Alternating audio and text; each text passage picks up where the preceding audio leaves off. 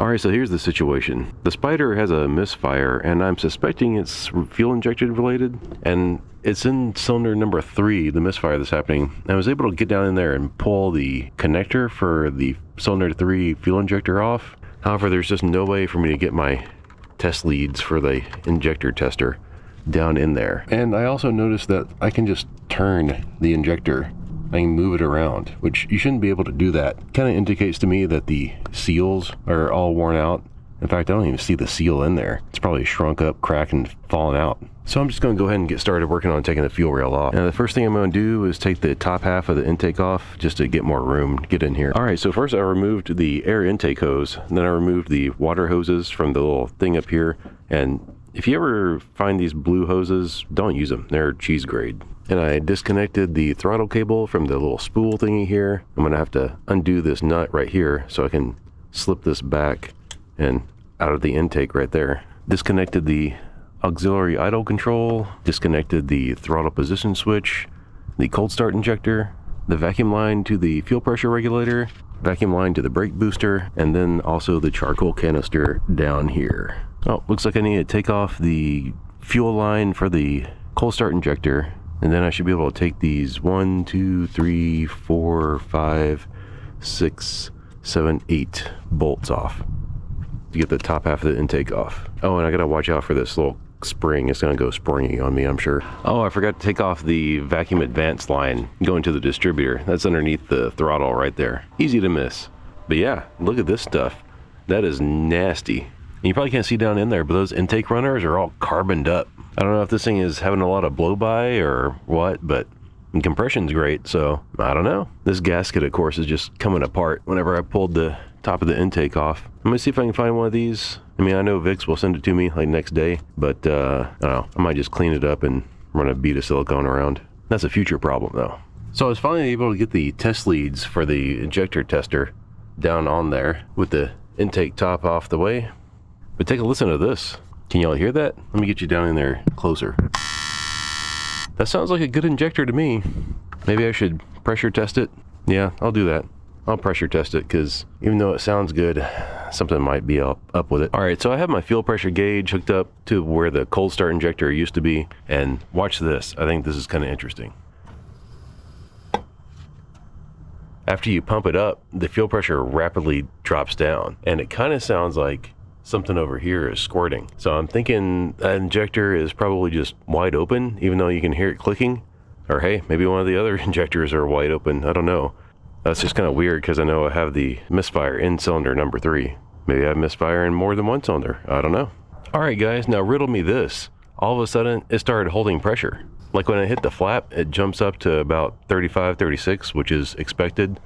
And then it drops back down to 30, maybe 31. So why did it all of a sudden start holding pressure?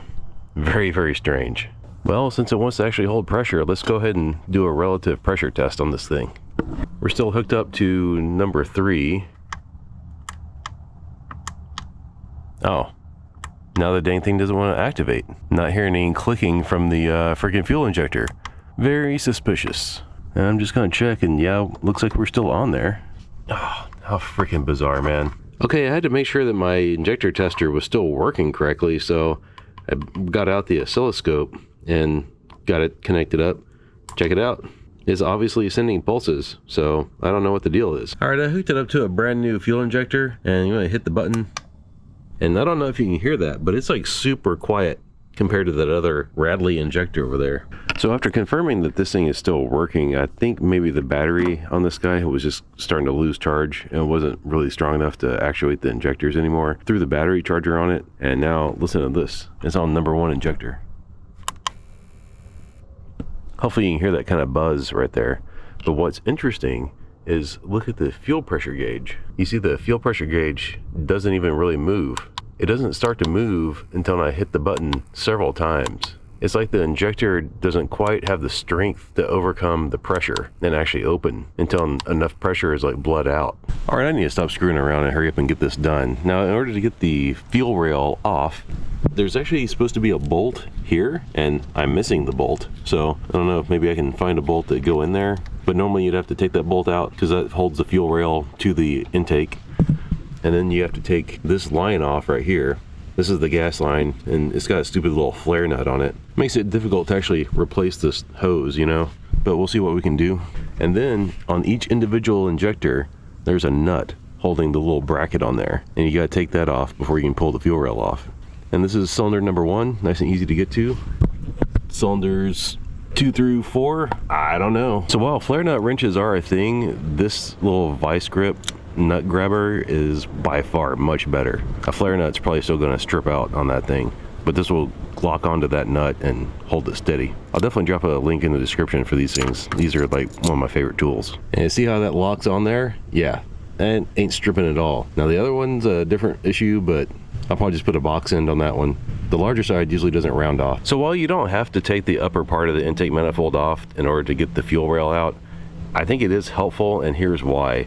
You see how I have the wrench like angled going in there? I've got my swivel head ratchet on a long extension going to a universal onto the socket and then onto the nut. And if I didn't have the upper part of the intake manifold off, I wouldn't have been able to like reach down in there and guide the socket onto the nut. But since I do have it off, I can just stick my hand down in there and get to it easily. All right, so here's the trick to getting the old injectors off of these little press fit collar things. Take a razor knife and cut it down.